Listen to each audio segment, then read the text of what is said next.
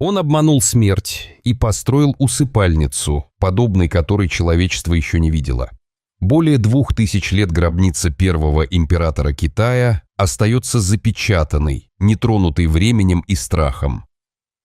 Она погребена под массивным земляным курганом рядом с терракотовой армией. Древние строители создали механические ловушки, реки ртути и целое царство под землей. Ходят слухи, что эта древняя камера хранит секреты настолько смертоносные, что ученые боятся ее вскрывать. Почему даже в 2025 году эксперты отказываются открыть гробницу, и чего они так боятся? Правда может оказаться опаснее, чем кто-либо мог представить. Более 2000 лет назад Китай не был единой страной, а состоял из нескольких могущественных царств, которые часто воевали друг с другом за земли и власть. Этот долгий период конфликтов был известен как период сражающихся царств, где у каждого государства были свои законы, монеты и традиции. Мир был редкостью, а правители постоянно искали способы победить соседей. В Западном царстве Цинь в 259 году до нашей эры родился принц по имени Инчжэн, который позже стал известен как Цинь Шихуанди, первый император Китая. Он стал царем всего в 13 лет после смерти своего отца, и хотя был очень молод, мальчика окружали амбициозные министры и генералы, помогавшие удерживать власть. Повзрослев, Инчжэн проявил себя как сильный и решительный лидер, мечтавший о большем, чем просто править своим государством. Он хотел объединить все соперничающие земли под властью одного правителя, одного закона и одной нации, чего раньше в Китае никто не делал. В течение почти 10 лет он вел свои армии через весь регион, и одно за другим другие царства пали перед мощью Цинь. Его солдаты использовали передовое оружие, организованные построения и строгую дисциплину. И к 221 году до нашей эры он завоевал все 6 основных государств – Хань, Чжао, Вэй, Чу, Янь и Ци. Впервые в истории земля была объединена под властью одного императора. После победы Инчжэн провозгласил себя Цинь Шихуанди, что означает «первый император Цинь». Он верил, что его правление подпишение – это начало новой эры, и хотел, чтобы империя просуществовала вечно. Для этого он начал реорганизацию всей страны, введя единую стандартную систему письменности, чтобы все могли понимать одни и те же иероглифы, что помогло унифицировать общение и ведение записей. Он также создал национальную валюту, чтобы монеты имели одинаковую форму и ценность в каждом регионе, и стандартизировал веса и меры, сделав торговлю и налогообложение более эффективными.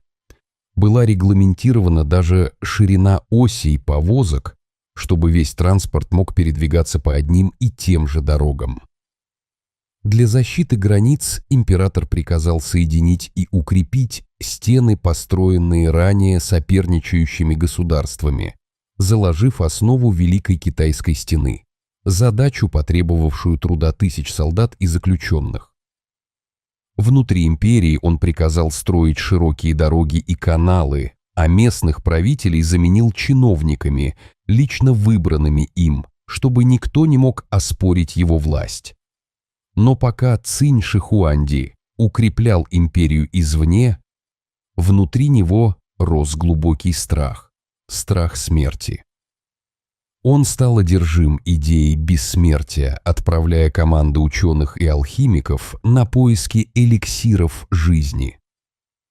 Некоторые плыли на далекие острова за магическими травами, другие работали в секретных лабораториях. Одним из веществ, которые он часто употреблял, была ртуть. Сегодня известно, что она высокотоксична, но тогда император доверял советам окружения и пил ее в надежде жить вечно. С того момента, как он стал царем, в 13 лет он начал планировать то, что поможет ему править даже после смерти, и начал строительство, не похожее ни на что, что видел мир. По мере роста власти императора расширялось и его видение загробной жизни. Он хотел не простую гробницу, а целое царство под землей. Для строительства этого колоссального комплекса было привлечено более 700 тысяч рабочих, включая солдат, ремесленников и заключенных. Строительство продолжалось почти 4 десятилетия, длилось все правление Цинь-Шихуанди и не было завершено даже к моменту его смерти в 210 году до нашей эры. Местом для гробницы была выбрана гора Ли, недалеко от имперской столицы Сяньян, так как считалось, что эта местность обладает благоприятной географией и богата золотом и нефритом. Дизайн комплекса тщательно копировал планировку столицы династии Цинь. Как живой император правил из своего дворца, так и мертвый должен был править из зеркального дворца в загробном мире. Подземный город включал стены, башни, официальные здания и жилые помещения, разделенные на внутренний и внешний города. Периметр внутреннего города составлял около 2,5 километра, внешнего более 6 километров. Стены были сделаны из утрамбованной земли, как и в реальной столице. Археологи нашли доказательства детального плана города с конюшнями, кухнями, складами, садами и административными зданиями. Был создан даже императорский парк с реалистичными бронзовыми птицами и музыкантами для развлечения духа императора. В одной из частей комплекса археологи обнаружили бронзовые колесницы и лошадей в натуральную величину, выполненные с невероятным мастерством из тысяч деталей. Строители также создали сложную дренажную систему для предотвращения затопления, так как грунтовые воды находились на глубине около 30 метров. Весь комплекс, известный сегодня как мавзолей первого императора Цинь, занимает почти 98 квадратных километров, что больше многих современных городов. Большую часть его территории еще предстоит раскопать. Интересно, что к востоку от центрального кургана император разместил свою самую сильную защиту, так как именно на востоке находились 6 покоренных им царств. Даже в смерти он хотел защитить себя от возможной мести. Почти 2000 лет этот комплекс оставался скрытым под слоями земли, пока весной 1974 года группа фермеров, копавших колодец недалеко от города Сиань, не сделала удивительное открытие.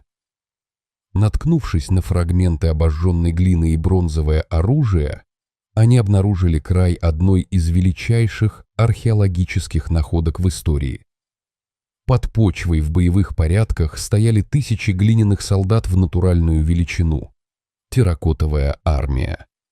На сегодняшний день найдено более 8000 воинов, и многие все еще остаются под землей. Уникальность армии в том, что нет двух одинаковых солдат. У каждой фигуры свои черты лица, прическа и выражение.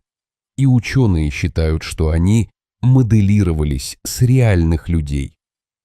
Помимо солдат были найдены колесницы, лошади, генералы, лучники и пехотинцы, а некоторые фигуры держали настоящее бронзовое оружие, которое до сих пор остается острым.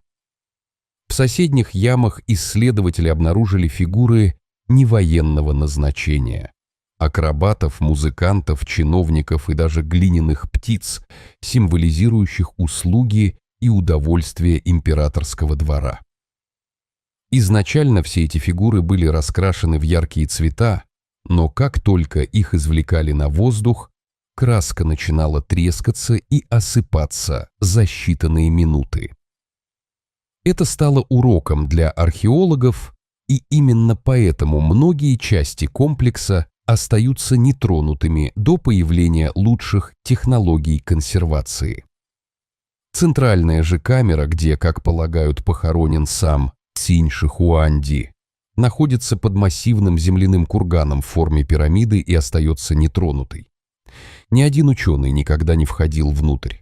Чтобы понять страх перед вскрытием, нужно обратиться к записям историка Сыма Тяня, жившего через 100 лет после смерти императора. Он описывал гробницу как модель Вселенной, где реки и моря были сделаны из жидкой ртути, приводимой в движение механизмами. Потолок был украшен звездами, а вход защищали смертоносные ловушки, арбалеты, настроенные на автоматическую стрельбу по незваным гостям. Долгое время это считалось легендой, но в начале 2000-х годов тесты почвы вокруг кургана показали аномально высокий уровень ртути, местами превышающий норму в сотни раз. Распределение ртути соответствовало описанию рек в древних текстах. Это подтвердило, что внутри может находиться огромное количество токсичной ртути, пары которой смертельно опасны. Кроме того, существует вероятность, что древние механические ловушки все еще могут сработать. Главная причина, по которой гробница остается закрытой, это сохранение артефактов. Опыт с терракотовой армией показал, как быстро разрушаются древние материалы при контакте с воздухом. Если вскрыть гробницу слишком рано, сокровища могут быть уничтожены. Эксперты утверждают, что нужно ждать появления технологий, способных стабилизировать среду внутри камеры. Однако ожидание несет риски. Землетрясения или загрязнения могут повредить подземный город. Поэтому исследователи используют неинвазивные методы, такие как георадары и магнитометры, чтобы изучать структуру гробницы снаружи.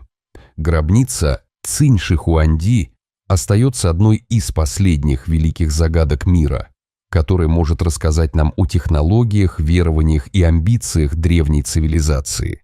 Но пока вопрос о том, стоит ли тревожить покой императора, остается без ответа.